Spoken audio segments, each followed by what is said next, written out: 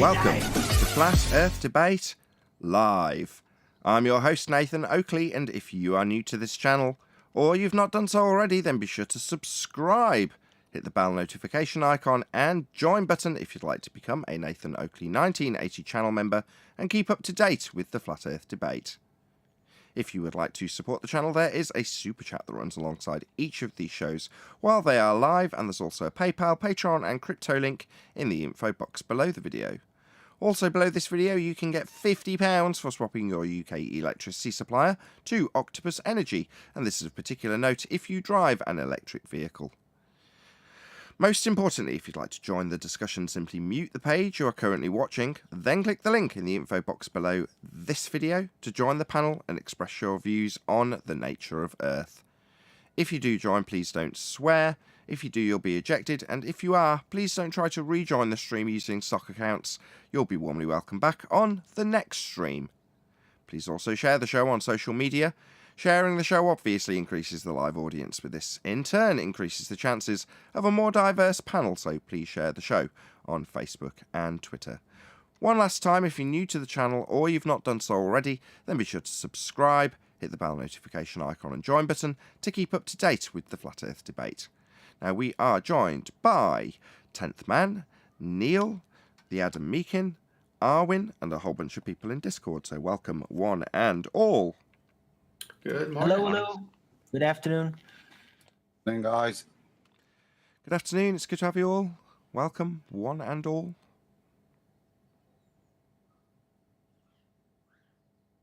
Okay then, any evidence that you can have a curved adjacent whilst acquiring an elevation angle? Possible. Maybe Neil deGrasse will answer. I sent that question to him, just the way you said it. Maybe he'll give us an answer. I can Can I give get an the answer, question? as long as it's optically flat. Say again, whoever it was from Discord.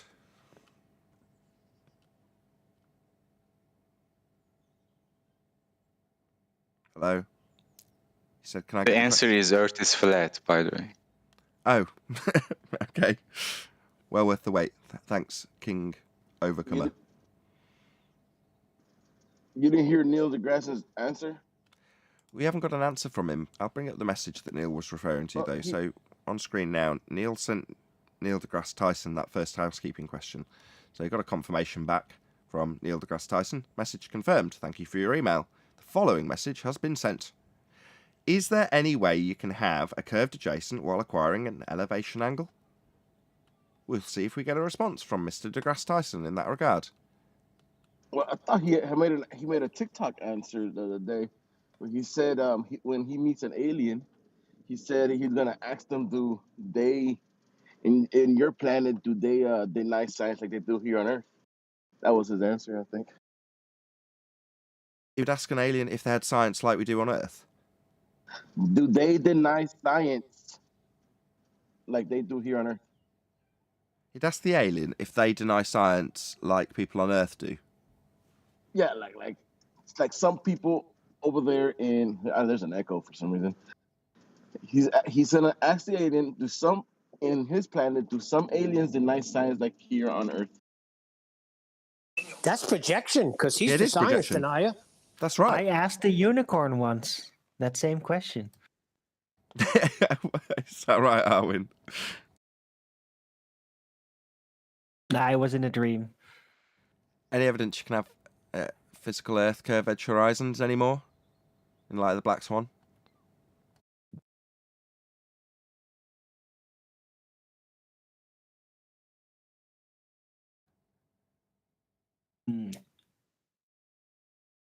I'm so glad I did a show today. You would need R for that. You would need R for that. You would need R for that. Any evidence of the R value, Earth radius? No! If you look at Wikipedia for Earth's radius, you will find a number which is ridiculously small. It would just take it's actually less than just Turkey's length. And if you just take a map and look at Wikipedia and try to draw a line as long as Wikipedia says, as the Earth's radius, you will find that the radius is not even longer than the eastern part of Turkey to the western part of Turkey. Turkey is a small country. The radius of the Earth, I'm challenging anyone. Look at the radius of the Earth in Wikipedia. Then open the map and tell me if it is longer than Turkey. Turkey's eastern side and western side. It is even smaller. It is even lesser. Yeah, by pure coincidence, we were discussing this yesterday. Brian and myself were discussing how ludicrously small the radius actually is of the sphere Earth they claim. It's tiny. Yes, Teeny tiny. That's true. That's what I'm saying. It's ridiculously small. But do you know what the problem is? The problem is not about mathematics or logic. The problem is that people are brainwashed. You cannot reach out to them. Yeah, they are right. zombies. They are lost souls. Yeah, that's a good way of putting it. It's not about reason or logic or maths. It's about how thick people are. That's right. Yeah. The enemy has gotten their minds. We should accept that. The enemy has gotten hold of their minds. Well, we've always said they did a great job with pumping that heliocentric nonsense. They got the whole world believing it. Not the whole world, but a good chunk of it. And should we feel sorry for them? No, we should feel happy for us. Okay, 99.9%. Maybe it's 98%. Give Flat Earth this 2%. You think we're at a 2 percentile now, Nathan? I don't care. That's what this guy's saying. Your question infers that you don't agree with the guy's statement, which is to say, should you care about the fact that they're in hell, in their anti-flat Earth hell? No. You know, just be happy that you know the truth and you can be better educated in the world that you now navigate as a result. As opposed to, I need to convert these people. They need to see it like I see it. I don't see it that way, and from what I can get from the guy that was just speaking, King Overcomer, I think he agrees with me.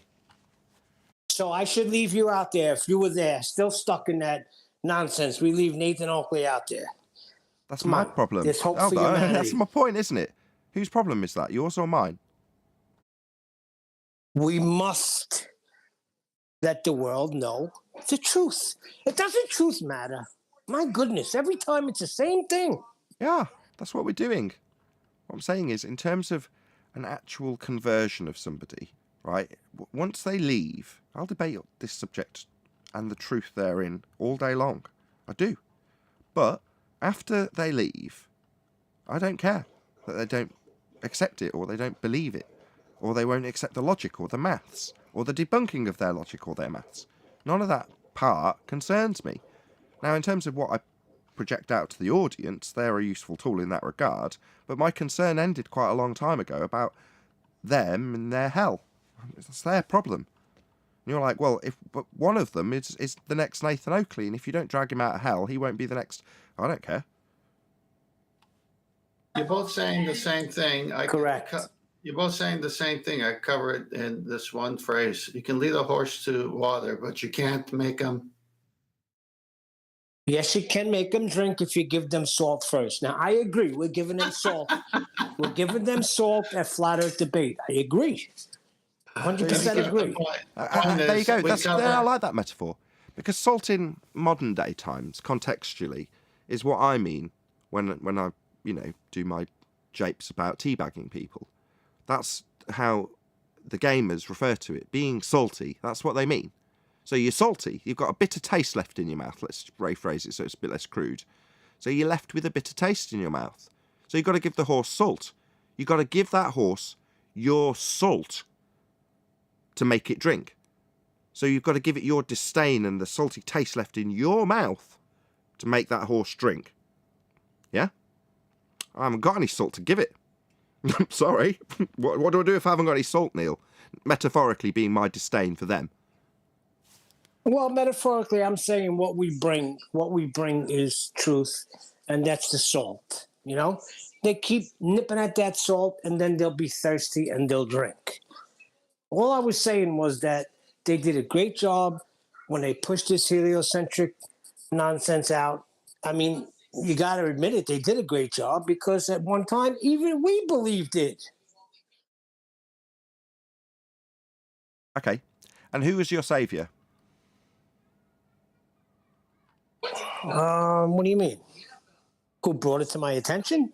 Yeah, it's obviously all about the individual knowing, and we've got to convert them as an individual. So obviously there's an individual involved in your process. It wasn't you doing it. It's down to this individual, next man, that we're going to save because of our huge amount of empathy that I don't have towards them anymore. Who is your saviour? Okay, I see your point, because you're right. Because my brother, when he did mention it to me, it was just out of the blue. I was talking about how awesome God is and how the earth is turning, and if a little more to the left, we burn, a little to the right. You know, the old nonsense that I used to believe. And he said to me, what do you think? You're still on a globe? And that's how the conversation started. And I was working with him for about 6 months before that. So I guess you're right. How much salt did he give you? Well, he just started breaking it down little bits, and then I looked into it myself while I was trying to prove him wrong and prove a globe. And at that time, you know, YouTube was rich with information. I had a drone, you know. I did some things. I lived on a mountain, so I started looking into things. But I bought everything. I bought Nicholson Morley and all of that stuff, Ether and everything, you know. So it wasn't until I came here that I got the knowledge. Observation and truth are two different things, because observation requires perception. Observation never comes with the truth itself. So you always bring in your perception to the observation, which is very personal. So there is no scientific method. Let's acknowledge that, because scientific method starts with observation, and it's not objective because it requires perception.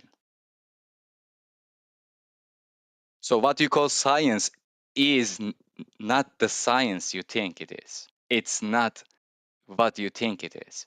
It is just another kind of perception. And it's not even good, because you don't know how to interpret it. Go ahead. Go ahead, sir. What are you saying? Yeah, Neil. I was saying, how did you come in when me and 10th Man, right before Nathan started the show, I was doing your accent. I was doing Count Dracula. And then you pop in? My accent? I've no idea what he's talking about, just so you know. I was telling 10th Man. Well, I love your accent. It's like a cross to the vampire. I think you have a great accent. Okay, accents aside, I'll just put up that quote we had up the other day from Plato. Those who are able to see beyond the shadows and lies of their culture will never be understood, let alone believed by the masses. Yes, that's God's plan. And, you know... Wait, you just said science is nothing. That's the way I heard it. No, that's the way you had to understand it, because, you know, the wisdom, the lips of wisdom are closed except to the ears of understanding. So you have difficulty in understanding of what I'm saying. That was the most eloquent way of saying you don't understand I've ever heard. That was epic. Yeah, that's a baller. You don't understand. I understand. Oh, I understand perfectly. and I do have a good understanding, and I do have perception. So you did not say that science is bullshit? Maybe I heard it that's wrong. not what he said. Hold on. It's not that you Okay, don't then I heard it wrong understand. then. No, it's that your comprehension of the words being used in the context he's using them aren't being processed mentally. So I'm a fucking retard? No, it just means you don't understand. Yes, you are. Guys are pissing me off. Uh-oh, don't piss Neil off. Don't mess with Neil, right? It's from New York. I don't know how we got all the way over here. We were talking about planting seeds of thought in other people and letting them deal with it, whether they be proactive or not. And that's about leading the horse to water. Here's some water, or my dog, here's some water. Well, if he doesn't want to drink it, he doesn't drink it, but at least you led him to the water. And so that's why it's not compulsory. You can't force anyone to be anything, because you don't want to be forced to be anything. You want to make it your choice, but it's got to be something that you research, something that you find out. What happens if the horse? Yeah. What happens if the horse doesn't drink, Neil? Well, the horse needs water because he has to perform for you. So you give him a block of salt. When he eats that block of salt, he's going to be thirsty and he's going to drink the water. Do you understand my analogy or my illustration? I got it. I know you got it. I think you Ted, know a lot but about some horses. people man. don't got it. That's not what I asked. What happens if the horse does not drink? Oh, even after I give him salt? Guys, Even after I give him salt, you don't drink? Then he gets Okay. one in the back of the coconut Oh because my he's no God. use no more. Gotta really break it down. You're at the water's edge. You're with the horse, the stubborn horse that won't drink, right? You haven't got any salt. The horse can't pony up then. No, what I would do is, Nathan, you're putting me in a situation. If I'm a farmer and I need that horse to pull machinery, to plow the ground, he has to drink water. I'll give it to him intravenously if I have to. Okay, slow down. Metaphorically, this horse has got to do some work then. So, metaphorically, our opponent's on the anti-flat earth side of the horse. Okay? What work are they going to be put to on the farm?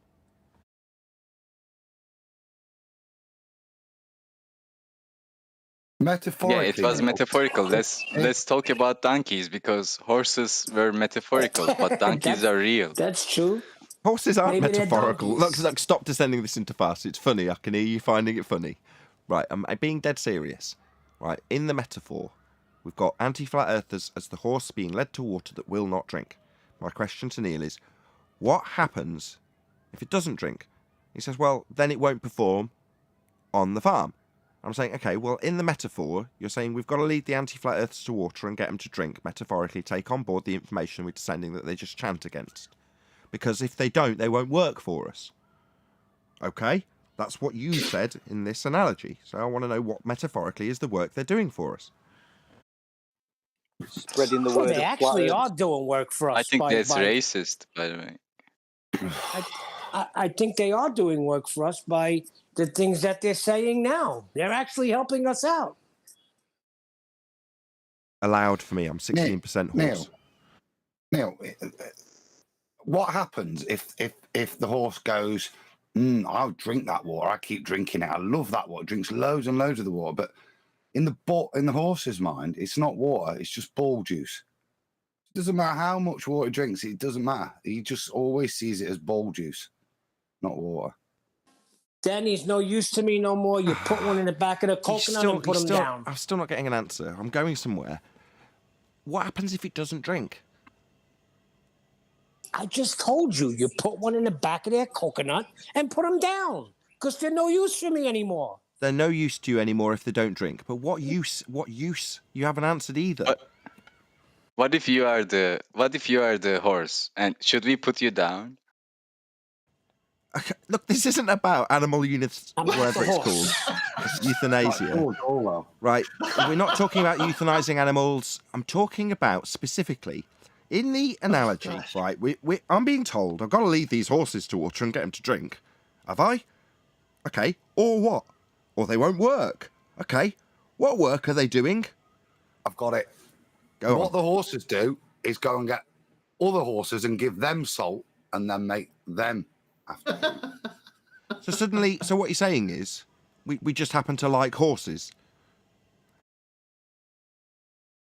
Well, we certainly plowed through this one. I'm being dead serious. No, I think I think the answer is that we like giving the horses the salt to see if they will drink. Yeah, or if they won't drink. exactly. That's what it's all about. Someone got there finally. No, you like giving them the salt. What's the salt metaphorically, Neil? The salt is the truth that we have. No, the salt is your disdain for them not wanting to take in the water. Oh, okay. I got you. You got to give them that salt. Your saltiness must be given to them for them to drink the water so they can hang around and not do any work. That's another way of looking at it. I had the opposite way. That's So, fine. Perfect. So you accept that. Excellent. We can move on. So back to my original question. What happens if you don't give the horse the water? 10th man, can you tell him what I'm going to do? I said it 4 times. What do I have to do then? You're going to pop them in the coconut. The horse dies, bro. Put one in the back of their coconut and put them down because they're no use to me no more. End of story. But they're no use to you. So that's the conclusion then. Regardless of what you're metaphorically doing with your bolt gun, they're no use to you. If you don't give the horse water, it'll go somewhere else to find the water. I'm determined to make this point. So at the point where you're there with the reins, trying to make it drink, and it requires you to give up some salt, which I'm not prepared to do, yeah? You can walk away from the horse. Now at that point, drink or not drink, it's up to the horse, right? But it's no use to you. You don't have to shoot the thing. You just walk off. I don't know why this has to be reduced to murdering your horses when you're just at a bloody watering hole and the damn thing won't drink, and you've got no work that it's going to be fulfilling if you do get it to drink. So at this stage, wants to eat. He'll come back to my property and He eat wants all to the eat, vegetables. oh, just I talk to have to Neil, kill him. please, please, just Neil. He'll go find God, water this is that getting he wants to painfully. drink from. Okay, so this point that I'm dragging out is obviously requiring everybody to pile in on top of the point. So, we're at the stage where you've recognised there's no work for the horse to be needing to be fed salt to get it to drink, and you can just walk away. Neil's response, although it was completely rumpus by absolutely everybody, was, but the horse will be back at my damn house, what, asking for a drink? No, You eating the see- food. Everyone else who is not Neil, why do I have to explicitly see- state it after I've just said it twice? If your name You- is not Neil, put yourself on mute and please be quiet. Thank you. Neil. So we've walked away from the horse, you've responded. I can guarantee some of the dick's going to interrupt without Neil being able to when I summarise it for the 3rd bloody time. I don't know what's going on. We're just making a point about horses drinking water here. What's the big dealio? You've walked away. You're saying it's going to come back to the house. Go ahead, Neil. Yeah, and when it comes back to the house, he's going to eat the food, you know? He's going to eat the land on me. I have to put him down. What do you mean? Can't just leave him there. Why not? Because he's going to come back to the property. Okay, so we're talking about land. Let's pretend that land is going to be the stuff that we need to sustain ourselves. So in the case of YouTube land, which is where this is being discussed, contextually, we're talking about donations, people supporting the channel, watching the advertisements, generating YouTube revenue, all those sorts of things. So you're saying they'll be chewing off the same land you are? My response I'll give again. Hold on, nearly there, Neil. So what's wrong with that? Well, he's going to take the food away from the other animals on the farm. I can't allow Telling me that. there's not enough food. No, I don't agree. Plentiful. Lots and lots of land. Then I guess I gotta leave them be and graze. Go ahead, graze. Right. You don't want to drink, then you're gonna freaking die of freaking dehydration. What can I do? Right. So, go away, graze. You happen to come and nick a few of my carrots. I couldn't really care less. I've got plenty of them. But die, don't die. Yeah, but you're still concerning yourself with those sentiments, though, aren't you? You're going, as the horse wanders off into the distance, having nicked a few carrots, you're going, yes, sod you if you die of dehydration, I don't care. That's your attitude, though, isn't it? As opposed to just not caring. Well, you know why. Why, you don't want to shoot your metaphorical horse that would be your son in the back of the head? Yes. You don't have to. That's my point. But in your mentality, I'm glad we've got there in the end. But Don't he's everybody ruin the corrupting point. the other two Hello. horses. Yeah, metaphorically, I know where this is going, and it's a useful tool, again, for everyone listening. But moreover, for you specifically, as I'm addressing it to you, Neil. Yeah, I know. Your mentality leaves you with two options. Force the salt into your son's mouth and get him to damn well drink, or you got to shoot him in the back of the head. Now, I know it's just a metaphor, but that mentally is where you're at with this. And I've never been able to get it into a phraseology that's been able to make that clear until today with this metaphor. Corrupting the other two horses, though. He'll drink without your salt. He'll eat your carrots anyway, right? Believe me, metaphorically, this fucking horse will eat your carrots till the day you're dead, Neil. I assure you of that. I'm still eating the carrots off my folks' bit of land every so often, I assure you. Agreed. Right. Can I ruin the metaphor for you, Neil? So he's going to graze off your land anyway. So we're still back at the conclusion that when all is said and done, you walk away, and what difference does it make? Now, in this scenario, though, if the horse begs for a bit of salt, then you might offer it, right? This is the point I wanted to interject on. Just after a little bit of research, it appears that horses require 25 grams of disdain every day.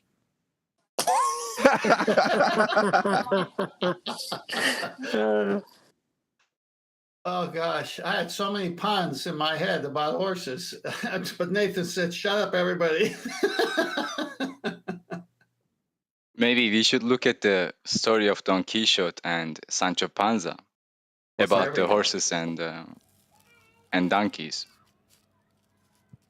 You see, their story is not about themselves, because Don Quixote rides a horse and Sancho Panza rides a donkey. So how characteristic is that? Don Quixote thinks he's gonna save the world, right? He's a knight. He's a knight in shining armor. But Sancho Panza is just a good friend, a reliable fellow who doesn't have big dreams and who doesn't need to go fast. Who doesn't need to. I don't know who you're talking about. yeah. I'm really sorry. Yeah, Sancho It's not Panza. about Don Quixote Sancho Panza. and the follower on the donkey. I'll put it on screen for you.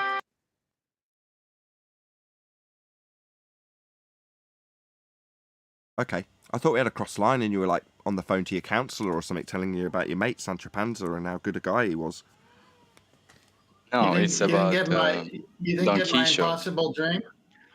Impossible drink? Dream.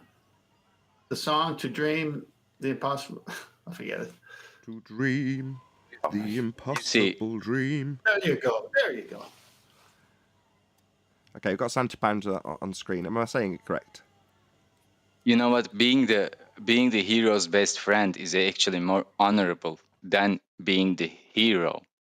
Look at the Sam and that is just total Elijah lies. Wood. No, that you've been told that by some gamma or beta dick. No, Robin is not as cool as Batman. That is wrong. Those stories are fake. Look at the Lord of the Rings. So we have a Sam and a ring carrier Frodo, right? Frodo goes through all kinds of tantrums. Oh wait, that's real? Look, let him appeal to us that Samwise Gamgee is cooler. Go ahead. The map of the Middle Earth is the true map, by the way. But look, we'll address that at the end. Carry on about your companion to the hero being more honourable. Feel free to sell this to us because I'm just not buying it at this stage. Maybe you'll convince me. It's nothing to do with flat Earth, I might add. Maybe you'll segue into it. I'm sure you will. It's a nobler quest, isn't it? But it's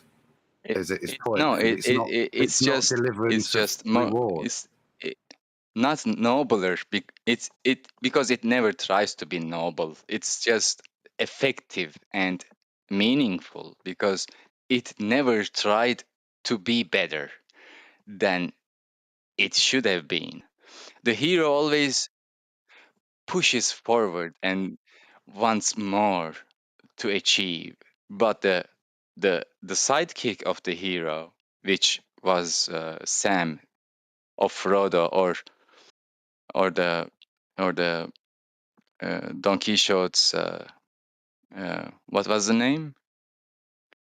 Was it Cyril? Sancho Panza, for example. Sancho Panza rides a donkey while his master, if I may call it, rides a horse, right? But the master is crazy because master has unachievable goals, unrealizable dreams, but the sidekick is still going with it, like still, because that's loyalty, right? That's true friendship, that's true humbleness, and because there is no expectation in that friendship.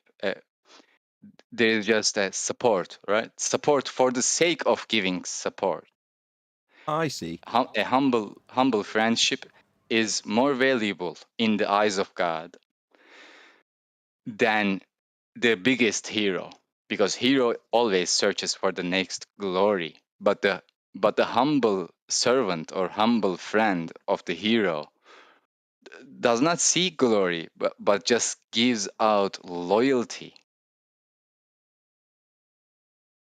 Okay, and You're you talking relating John the this, Baptist. and you relating this back to our non-endeavour to show empathy towards the anti-flat earthers, or is it towards Neil and him just being there for his son as he struggles his way through the anti-flat earth rhetoric? You got to link this back now. I'm trying to do it for you. I just said that because of the donkeys and horses, and that's the only reason. So if you're a horse person, that means you have a hero. You have kind of a hero. What should I call it? Hero goals. You want to be a hero. I know But if you are a donkey person, that means you don't need to go anywhere too fast. You just want to enjoy the ride, even if it's slow. I fear You you're just want appealing to an equestrian audience that we don't necessarily have here. So, You know his friend that was on the donkey? Did people start naming him Donkey Ota? Good one, Brian. Good one. Give me a break with all this friends nonsense. okay, Friends so never made I it. think- Can we Is get this, to all the I think- housekeeping hold questions? on. Has this sufficiently diluted the point down for Neil, or is he now more like Fonz or less like Fonz? I think it's stir up conversation. Neil, Sure. I was talking to Neil. Stir up pun. Come I'm going on, to bite stir your up. head off like you bit Neil's head off yesterday. Stir up. Good one, Ted. To stir. I have so many I got puns here. Hold on. I have Listen, so many puns Just here. for the audience, Listen. he's appealing to my objection to talking over Neil because it was a pun. For some reason, in 10th man's mind, puns take precedent. Yeah, yesterday you were full of them. Don't forget. Listen, I am the Fonz. I didn't need any help yesterday. But sometimes I hear him talking to the other two guys. That's all. And, but I am the Fonz. Well, either way, I had a hard day's night editing it because of all the interruptions from you. Yeah, yesterday was classic, man. We got your weakness. Right, You that's love made it into a puns. video. So I was going to say at the beginning of the show, I almost didn't do show today because I feel terrible. Not that you can tell with my upbeat, chirpy mood, of course. Either way, I feel like dog shit. And wasn't going to run the show. But what I did do is spend the morning editing out the section with Jose JG Boom, YouTuber, and getting that down to about, I don't know, 40 minutes, 35 minutes, something like that. And I was going to put that out today, i.e. instead of the show. But there's three. There's going to be three videos. So the first one comes out on Saturday, which is Blue Marble. The second one comes out on Sunday, which is about... I've put Beatles in the title just because there are so many Beatles puns. A lot of the ones I dropped in there did slip everyone by, which I was quite pleased about. But nevertheless, that comes out on Sunday. and then the Jose JG boom that was going to be today's live show, so I could actually be ill, will come out whenever I decide to stick it out. I'm starting to see. Like.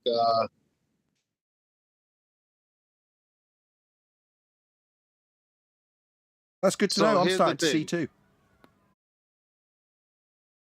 Angels. Eli. Yeah, E-Man? that's the only thing. You're roboted, Eli. We didn't No, that's the only thing he saw. Thanks for telling us. What?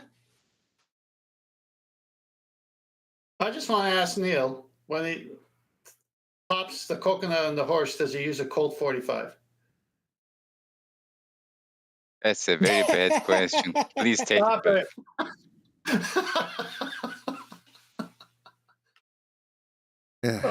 What's next? He's going to have trouble raising bail.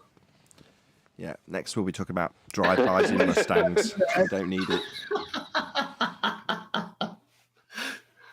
So yeah, it's definitely diluted the point down in terms of Neil being more like Fonz then, in terms of, you know, not having this internal struggle that I see projected out onto our opponents on the anti-flat Earth side. In other words, I can't remember who it was, but a few maybe days or weeks back, somebody was describing how they didn't really know the arguments or how to prove them, but they were still out there, you know, vehemently opposing people who were like, you're an idiot for believing the Earth's flat. Now, at that point, that stage, that person was a lot like a lot of us prior to 2020, if I'm honest. In other words, while there's certain things, I can only speak for myself, I should stop generalising, that were held out as flat Earth proofs, a lot of them I didn't like.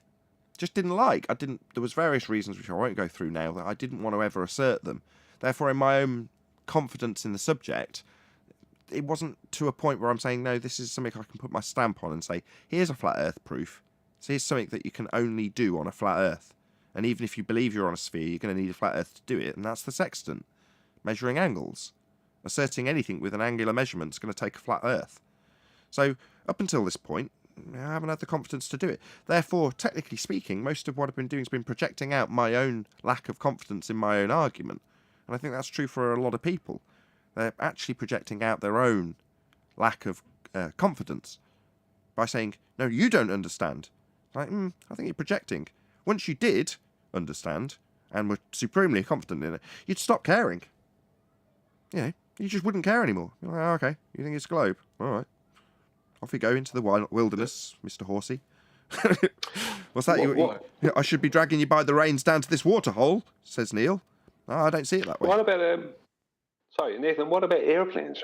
I mean, for me, that's no why proof. that's why I put the disclaimer in. Okay, I know Adam's on the panel. I didn't expect it would be you that piped up about that one. No, I don't like it. There's various different reasons. Partially because of the way that the argument progresses from the proof being laid down. In terms of their rebuttals, dragging out the argument and diluting it. I don't like it. And that's true for most of them. Most of them can beg the question. So in case of the planes, right, I don't even have to rattle it off to you in terms of them describing you always being equidistant from the centre of a presupposed spherical Earth. That's their rebuttal, right? Yeah, but... don't give me the air, but... Don't give me the air, but that's the rebuttal, isn't it? Not anymore. Not anymore, because of what? The sextant? No, because of the chord line of the wings. They haven't been able to do it, because I've shown how the reason why the nose of the airplane is always above 0 degrees horizontal. It's because the chord line has to be above 0 degrees horizontal for the airliner to have enough lift for it to overcome the weight. It has to be. So it can't violate 0 degrees horizontal. The airplane can't violate 0 degrees horizontal. I agree. And anything below 0 degrees is according to airliners, a descent. So okay, I'm going to agree with you. Okay, I'm going to agree with you, so I can tell you why I disagree with you. And it's not about the argument that I disagree with it, or don't hold it personally as a good flat Earth proof. It's not because it's not a good argument. You absolutely must experience drop if you're in an airliner. You're right. It is a flat Earth proof. You're right. Why don't I put my stamp on it? Well, you've already explained why. Because when you present the argument in the first instance, regardless of if you gave all of those disclaimers, they would still assert that when you're travelling horizontal, that's level, that you're just travelling equidistant to the centre of a sphere Earth. then you have to refute. Then you have to refute it with what you've just stated, which I don't dispute does refute that. Yeah. Further to that, just let me get to the end. But I'm nearly done. When I say why I don't hold it as why I personally don't put it out there as a flat Earth proof, because then that back and forth is something that dilutes the argument in the mind's eye of the person listening or the person you're debating with. There could still be, if you didn't understand the argument fully, a part that leaves you with a doubt that it could still be a sphere, that you just don't understand gravity properly, or you don't understand how the spherical equidistant argument works properly. In other words, it leaves some doubt. I'm not saying your argument's not correct and valid, it is. Now, in the case of the sextant, why do I put my stamp next to it? Because they never get to beg the question. They can't get that far. There is no rebuttal that doesn't involve assuming you've got a flat surface to measure the angle. So it never gets that far. And up until now, I've never had that. I've always looked at the argument and gone, okay, yeah, we can overcome their argument from the globe point of view. But then we get a anti-flat Earth rebuttal. And then we've got to overcome the nonsensical anti-flat Earth rebuttal, reassert the globe claim, and then debunk it again. And in that process, it loses some of its venom. It doesn't have that problem in the sextant argument. They've got to assume it's flat. It's got to start flat. Measuring an angle is going to take it to be flat. Can't have a curved adjacent. That's it. That's, for me, that's why I'll stick my stamp on that one. It's the only one I've said it for so far. I don't disagree with the sextant, right? But why I think the airplane is a greater proof is not only can it be shown to anybody with a small amount of research that an airplane, especially commercial airplanes that fly the longest distances and they're the biggest, that they have to fly. That an airplane can't fly with its chord line of its wings below 0 degrees horizontal and hold 100% positive lift. And more than that, the 0 degrees horizontal, anything below that is considered a descent. Descent to where? To the ground. So they can throw any amount of gravity at it, but it won't change the physics of the situation. 0 degrees horizontal, hang on, leave me finish. 1 second. 0 degrees horizontal cannot be violated, right? But the thing about the airplane is this. That's only one of 4 arguments that the airplane kills, right? Because before I go into the other 3, remember, if you want to hand this to somebody who's a complete layman, what are they more likely to be able to find out and learn about and experience themselves? Airplanes, not sextants. Sextants are more complicated. And airplanes are much more simple. A lot of people have already been on air flights, or they might know someone who works in the airline industry, or they can easily research it and understand what the AOA angle of attack is. But the AOA angle of attack chord line argument is only one. The second one is Adam's accelerometer. Changing the direction of down doesn't change. It has to change. Everyone has a mobile phone. When they turn it from landscape to portrait, the screen changes. Why? Because the accelerometer detects a different direction of down. Now, the plane flight that goes from London to Perth on a globe Earth would end up 3/4 way upside down, right? There's no way around, and no matter what flight you take, right? There's no way around the direction of down not changing. It has to, but it doesn't, as Adam proved on the flight that he took across Europe. It doesn't ever change. Direction of down stays, with the exception of takeoff and landing. Direction of down doesn't change at cruising altitude. There's no change to it.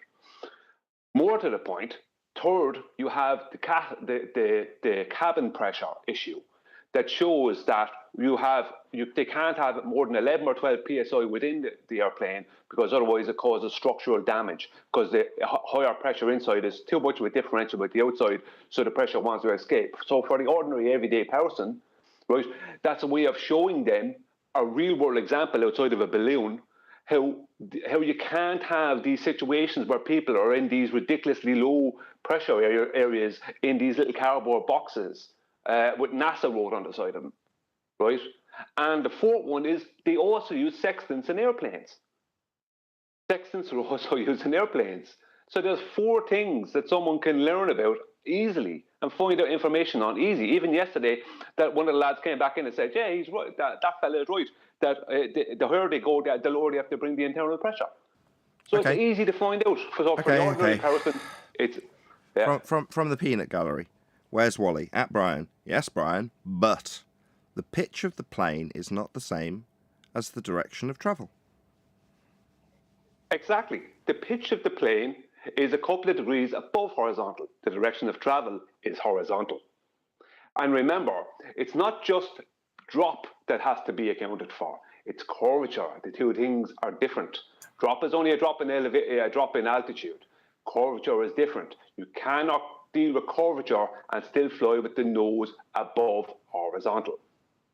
I agree with you need to have in a way, because Brian's right, but it's a really complicated thing, and it's often you end up. That's why I did it as a presentation, 20-minute presentation. I've done it here, haven't we? Because it is complicated. You have to set all of those things first, and I think what Nathan's saying, you're just going to get all that convolution and argument. You're never going to get to the point, because they're going to make all those little arguments. That's why it's better just said and delivered as a message to flat earthers, and I probably agreed. It's not something I argue with either, even though, you know, I tested it and bothered to put a presentation together. It's not something I would pull up as an easy argument. It's something I would share with a flat earther as a bit of information. Do you know what I mean? Because although I felt the same about Coriolis, without a year's arguing on the topic. So,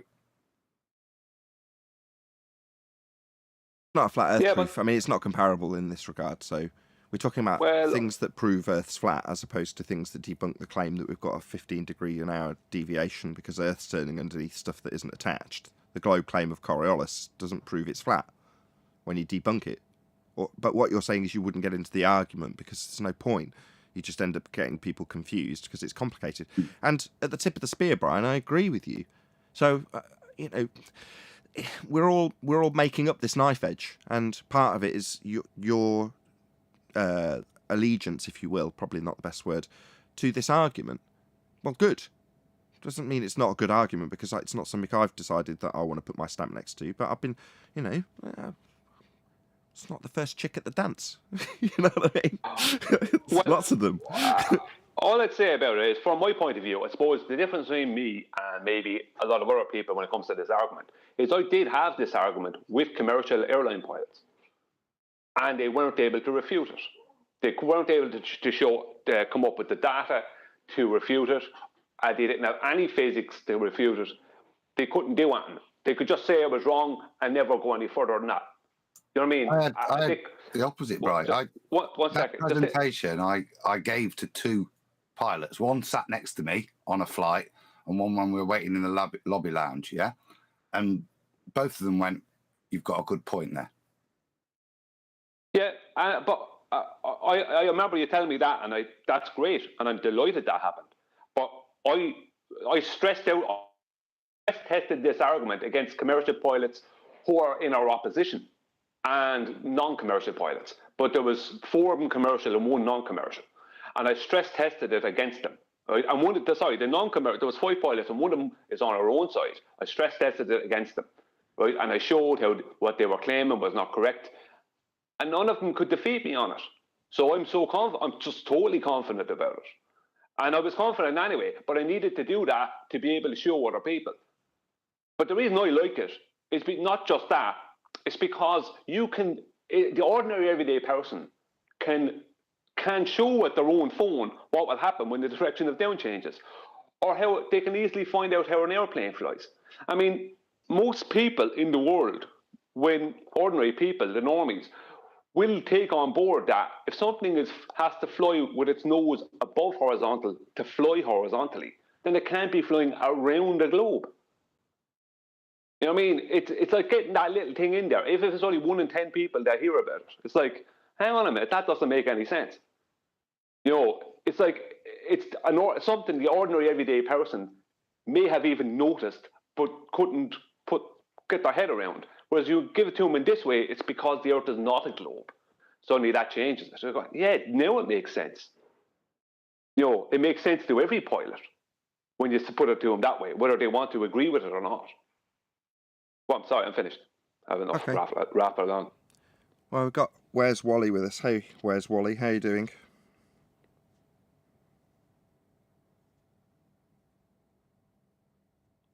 He's deafened. Yeah, he's in the live stream chat, so he's presumably just not giving himself feedback by watching it live. I'm sure he'll come back to us in a couple of seconds. Where's He's Wally? gone. Sextant and the year thereof is now officially dead. The way Effie is doing celestial navigation is using, in capital letters, globe tools, comma, and we are not going to allow you to, in capitals, use R, full stop. I made a video about it. That's fascinating, Wally. And watch your crap. So do you want to tell us how a sextant is a globe tool?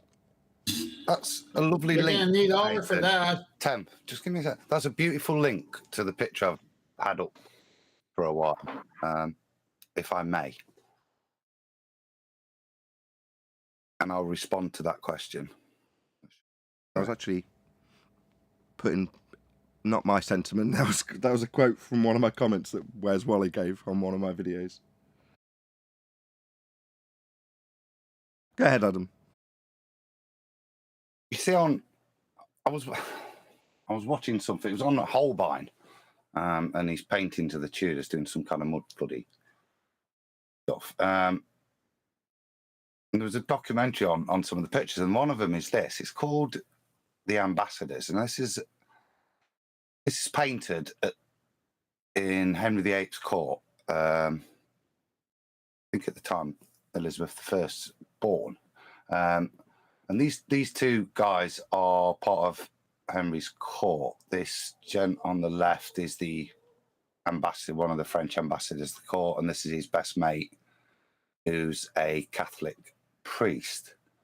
And it's quite a famous painting because there's lots of analysis gone on to this. And so just want to show a few things on here. There's the table that they're both leaning on, and the table's got a top and a bottom to it. The top's got things of certainty, and the bottom will come to things of dubiousness.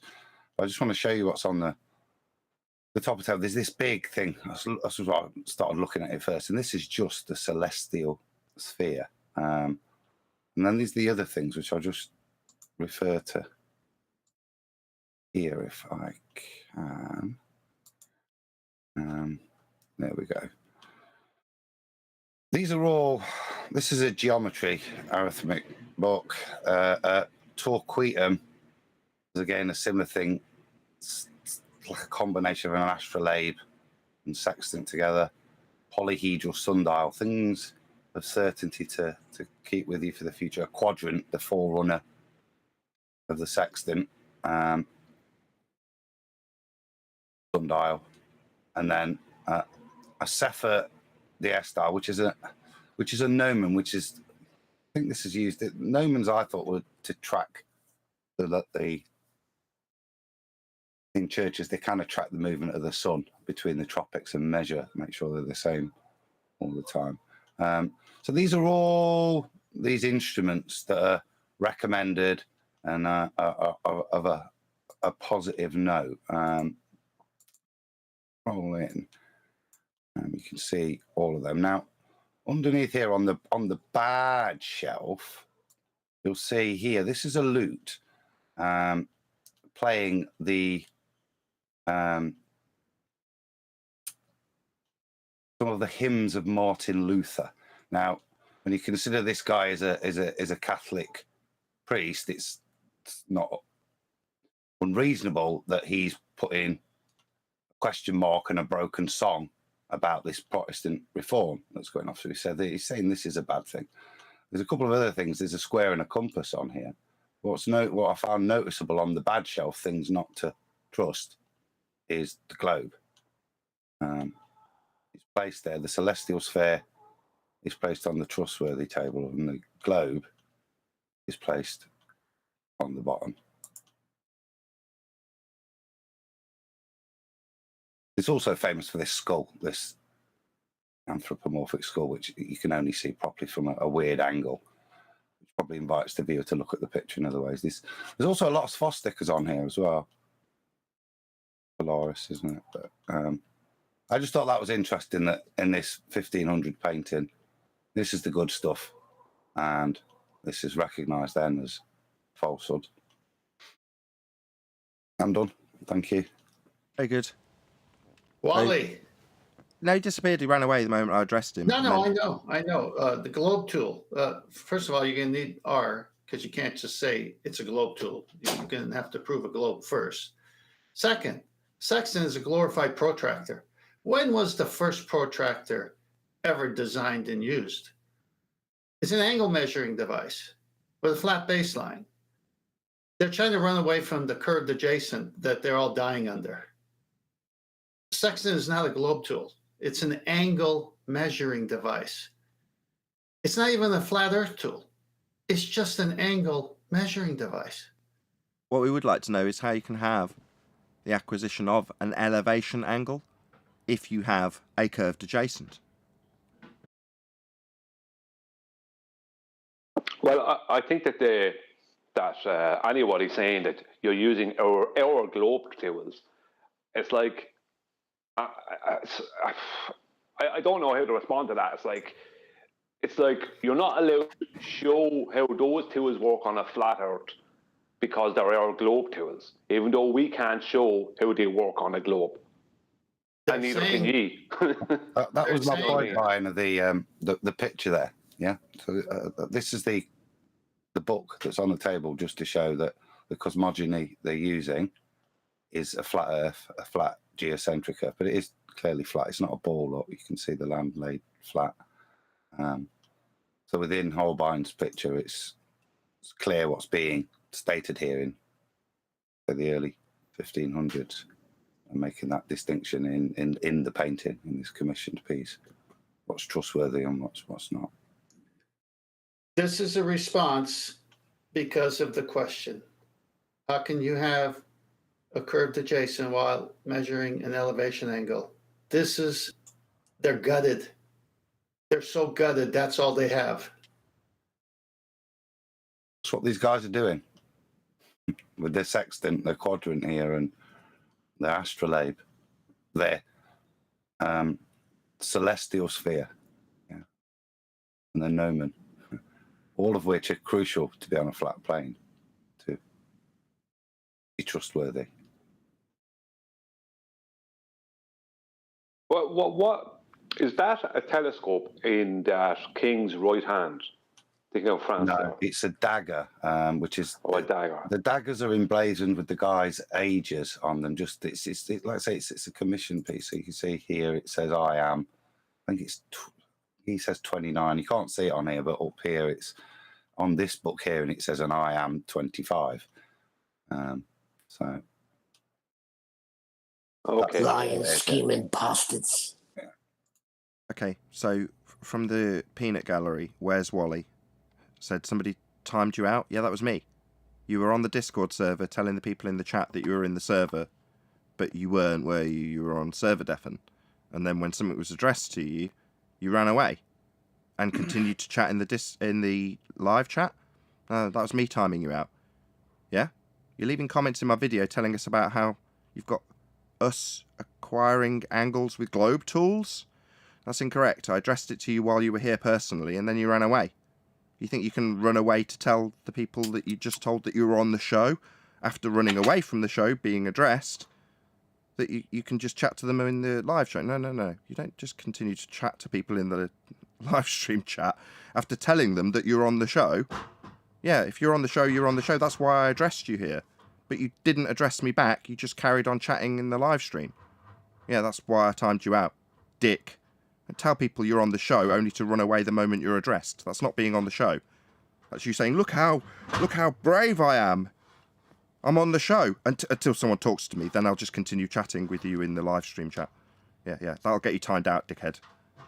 Now, if you want to actually address the response that I've given you to your comment you left me, while you chase me down in my comments, I'm not watching your crap videos. You mentioned a video that I'm not watching, I don't care. You were on the show though, weren't you, coward? Then you ran away. Anyway, we'll see if Where's Wally actually grows a pair of balls and joins the show as he told the chat he was doing. Or told he was actually doing and was on the show, which he was not. Just in the server on Defen. Anyway, with that, I'll say if you are watching this on either Nathan Oakley 1980 or Nathan Oakley Premiering streams, then stay tuned, as there will be an after show to follow. Unfortunately, if you are watching this live, this is where we bid you farewell. So a huge, massive, enormous thank you to all of you who smashed the super chat, liked, commented, shared, subscribed, hit the PayPal link, joined as a Nathan Oakley 1980 channel member, and all that good stuff. Once again, stay tuned if you're watching on a Premiering stream. I've been Nathan Oakley, and I'll see you all in the next video.